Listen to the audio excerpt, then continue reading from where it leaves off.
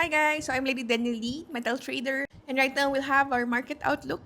Today is July 22 and 8:49 a.m. Yung kakatapos na natin mag-breakfast and magkape. I love slow mornings.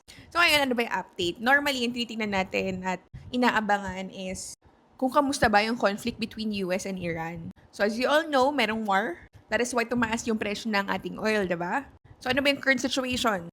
Patuloy pa rin yung mga military exchanges around Middle East. Merong mga mediator, katulad ni Qatar, Oman, Egypt, Pakistan, that they are proposing a 10-day ceasefire. However, wala pang final agreement. And up until today, napakalaking issue pa rin ng State of Hormuz kung saan dumadaan yung 20% ng world's oil supply. So ngayon, kapag nagkaroon ulit ng disruption dito, possible na tumaas na naman ng oil prices. Ngayon, possible impact nito sa gold. So since may gera, normally supposedly dapat si gold umaakyat yan. However, ano ba nangyari ngayon? Nakikita nyo, kung kayo ay nag-aabangan sa gold, papansin nyo bumabagsak ang presyo ni gold. Which is unusual kasi, may gera, dapat umakyat yan kasi haven asset yan eh. Pero hindi ganun nangyayari. Kasi another thing that we have to look at is yung market outlook ng Fed or ng Federal Reserve. Kasi na-overpower niya yung demand sa gold. Kasi parang isipin mo ganito, pipili ako saan ako mag-invest, kay gold ba o kay US dollar? Ganon.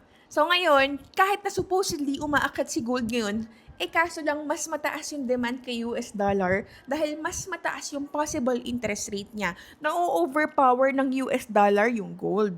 That is why na kahit na supposedly dapat umaakyat ngayon si gold, bumabagsak siya. So ano bang stance ngayon ng Fed? Ngayong July, nagkaroon tayo ng monetary policy report. Wherein yung inflation is mas mataas pa rin sa 2%, which is yung target kasi ng Fed is 2% na inflation rate Kaso mas mataas pa rin sa 2%.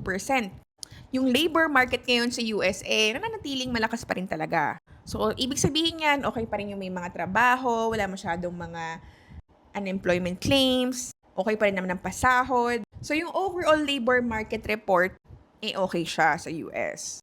And also, yung GDP growth ngayon sa US, positive din. That is why ngayon si Fed hindi naman siya nagmamadali na magkaroon ng mga rate cuts. And since ganun nga yung mga report ng kaganapan ngayon, yung possibility or assurance, kasiguraduhan na walang rate cut, andyan talaga. Syempre kapag walang rate cut, that means mananatiling mataas ang interest rate. And therefore, since mataas ang interest rate ng US, nandun sila nag-i-invest instead of gold. Kaya ngayon ang gulo, diba, na parang, may gera dapat akal si gold, pero baka siya bumabagsak dahil sa inflation? Dahil sa market outlook ng Fed? That is why kung mapapansin nyo, parang, ang labo naman, ang choppy, hindi ko maintindihan. If ngayon, things are not making sense for you, might as well, iwasan nyo na muna, diba? Ganun lang naman yun However, if ikaw naman yung type ng trader na hindi naman apektado sa nangyayari sa fundamentals, then, I think pwede ka na mag-intraday na lang or mag-scalping. And mag-focus ka na lang sa technical. So for now, focus tayo sa technicals. So this morning, 8:57 a.m. Tignan nyo, 8:57 a.m., July 22 ngayon. And right now, we have a running profit of, $1,338. Ayan. Ito yung running profit natin. We have at 0.5 lot size. Naka-positive SL na rin tayo. And we're seeing a trend here. Higher high, higher low, higher high, higher low, higher high. And possible gagawa na siya right now ng higher low. So, ayan na siya guys. We have a total of 1,300. And in peso, it's roughly around 80,000 pesos. So, imagine niyo yun. Morning pa lang. Kakagising pa lang natin, kaka-breakfast pa lang natin. And yet, we are generating 80,000 pesos. This is a serious skill, guys, na I want you guys to learn. If you're just gonna be serious in this, I believe kaya niyang baguhin yung situation mo right now. I wouldn't be this eager to teach you guys itong skill na to if this will not benefit you. Kaysa mag-scatter kayo, magsugal kayo, mag-loan kayo, might as well aralin nyo to. It will take time, definitely hindi siya madali. Pero alam nyo yun, wala namang madaling bagay na worth it, diba? Syempre kapag mahirap yan, definitely it's worth it. Kaya kung nahihirapan kayo ngayon, right now, it's okay. Ang pinagkaiba lang naman natin dalawa is, nauna lang ako. Pero eventually, papunta rin kayo sa ganito profitability. Kailangan nila ng tamang sistema ng risk management, control sa emosyon, mag-trading plan, mag-journal. Lahat ng kailangan yung disiplina, gawin nyo lang. And ang kinaganda sa skill na to, hindi to limited to anyone.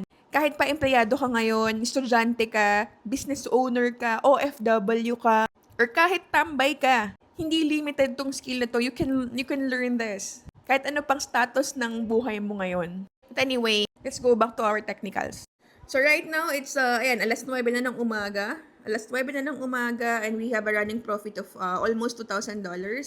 And right now, ayan, umakit pa nga siya. Dito lang siya nag-pull back. Ayan. So ngayon kung mapapansin nyo dito sa stochastic, nandito na siya sa ating overbought zone. Kung titingnan natin sa medyo higher time frame, tingnan natin kung hanggang saan kaya possible pa umakyat to. Ayan. So, overbought na siya, guys. So, potentially possible na to mag-retrace or magkaroon ng correction anytime. Pero malapit niya na ma-hit yung TP ko eh. Ayan. Ayan, malapit niya na ma-hit yung TP natin. And ang TP natin is 4110. Ayan, malapit niya nang tapikin. Sige, abangan natin kung tatapikin niya ngayon. Tingnan natin kung tatapikin niya right now o makakalimutan niyang tapikin. Sometimes kasi alam mo sobrang lapit na ng TP, hindi pa niya tinatamaan. So, 40 pips na lang, tatamaan na ang ating TP. Pero guys, by the way, pwede kayong mag-partial TP. Say for example, you wanted to get the 0.3. Say for example, yan, kunin natin yung 0.2. Yan, kunin natin 0.2. Pwede natin i-close yung 0.2 na yan so you can secure the 0.2 lot size. Ganyan siya. So, ayan, na-secure na natin yung 0.2. Yan, $760. Nakuha na natin siya today. So, meron tayong swap fee na negative $16 kasi kagabi tong trade. Which is, pinasok natin yan noong 21. And then, naiwan na yung 0.3 dito. Ayan, ganyan siya. So, pwede natin gawin. Antayin na lang natin ma-hit yung TP ito. So, if in any case naman na bumalik yan dito, pababayan, secured naman na yan kasi meron tayong SL dito. So, if you want to move your SL here para at least mas mataas, para ma-secure mo naman yung 354 if ever this goes down, pwede mo rin dyan ilagay yan. Ayan. Basta nasa loob lang nitong current price and ng entry price mo. Hindi pwedeng nasa labas. Hindi mo pwedeng ilagay ito SL mo dito sa labas. Dapat nasa loob lang siya nitong iyong current price and entry price. And kapag natipin itong aking trade ngayon, actually, we're already done na for today kasi we have already $2,000. And that is something na okay na ako kasi kapag nag-trade pa ako mamaya sa London session tsaka sa New York session, possible mabawi pa yung $2,000 natin, diba? So, yun yung kinaganda ng trading dito sa Pilipinas kasi alam nyo ba sa Pilipinas, ayan, na-TP na pala. Sorry guys, na-TP na siya guys. Ayun, TP hit na guys. Kapag TP hit niya, makikita mo dito color green siya. Ayan, color green siya dito kapag TP hit na. And right now, nakapag-generate tayo ng total of $2,089 at 9:04 a.m. Magkano yung $2,084? Tingnan natin dito. 2,084.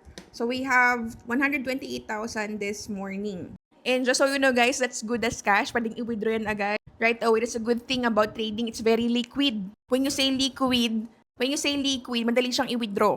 Madaling i-convert into cash. Madaling ilagay sa bulsa, kumbaga. Yun yung beauty ng trading. Not unlike kung mag-i-invest kasi, for example, which wala naman akong problema doon. If you will be, just to compare lang, if you will be investing in, say for example, time deposit, you have to wait at least 90 days, 60 days, 30 days in order for you to generate how much? 1%, 2%, 3% of your money. Patalo ka pa sa inflation. Not unlike if you will be learning this skill, yes, it's way risky compared to time deposit, but the risk in exchange is more return, more income, then why not, diba? Kasi if you will not be risking, you will stuck in being eaten by the inflation, diba? And ako naniniwala ko, if hindi ka equipped, hindi ka skilled in making money, mas risky yun eh. Kaya if I were you, aralin mo na to. And if you're interested to learn about trading, I have a school, I have an academy wherein we teach both face-to-face, online, hybrid class. Available po yan. And we have graduates of almost 500 students na for the past almost 2 years. And ito mga estudyante namin, they started from zero knowledge. As in, completely walang alam in trading. And right now, they are already participating in the market. If you want to start trading, message nyo lang po kami sa Facebook namin, Legendary Trading Academy, Blue Verified po. Huwag po kayo magme-message sa hindi Blue Verified. Marami po tayong mga posers and impersonators. And by the way, I also send my trading insights, my trading signals, my trading analysis every day sa ating Telegram community. You can also join that. Libre po ang pag-join ngayon sa ating VIP signal. Hanggang August 31 lang to, guys. Kaya if I were you, i-message nyo na ngayon yung admin natin. Lalagay ko dyan sa comment section. Or ito yung signal, ito yung Telegram link niya. Dyan nyo siya i-message para maka-join na po kayo sa ating VIP signal. Everyday din po, meron tayong market outlook. Ayan, with Coach Pastor John Luna. Ayan, napakahusay na coach niyan. Every 3 p.m. nag-share po siya ng mga updates sa market fundamentally. Everyday yan, from Mondays to Fridays. And also, meron din po tayong live trading every 9:27 p.m. together with Coach Riz and Coach John Rex. Mondays to Fridays din po yan sa mga gustong mag-scalp. Busy kasi buong araw sa trabaho. And ang oras lang gabi. Ayan, tuwing gabi po, gabi-gabi po tayo magsasama-sama doon po sa ating live trading. Mag-live trade po tayo ng US30 at 9:27 p.m. Mabilisan lang po yan, less than mga 10 minutes lang tapos na tayo mag-trade dyan. Lahat po yan, libre. However, limited lang po yung slot natin. Hanggang 100 slot lang po natin yung bibigyan natin ng libreng access dito. Kaya if I were you, mag-join na kayo. Lalagay ko sa comment section yung pwede nyong i-message na admin para ma-assist niyo po kayo at maka-start na po kayong maka-join with our LTA community. So yun lang guys, happy trading! TP, TP, TP.